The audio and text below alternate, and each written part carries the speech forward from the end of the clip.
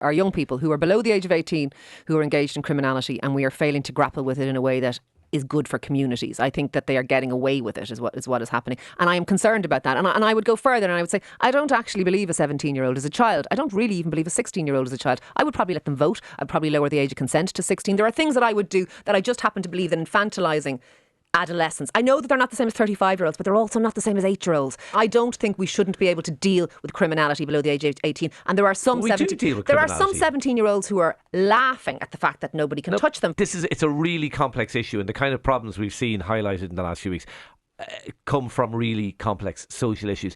And I don't think you solve those issues with a simple headline. And to me, ASBOs are they're classic political solution to a complex problem. And I just think demonising areas is not the way to go. I absolutely think, I totally disagree with you as well. If you're 16 or 17, you are a child. And that doesn't mean you have no responsibility, but it does mean you need to be treated differently than a 19-year-old or a 20-year-old or a 21-year-old. We need to have more prosecutions and more convictions, which doesn't necessarily mean sending people to jail, but we need to have communities. We need to be able to tackle. You cannot have young people, 6'2", 17-year-olds, able to intimidate, able to be violent, able to run riot and intimidate communities without being able to tackle that. No, and it is an issue. And I don't live in a community where that happens. So it's grand for me, but it's not grand for the people who do. No, they can't have them run, but I don't think ASBOs are the solution.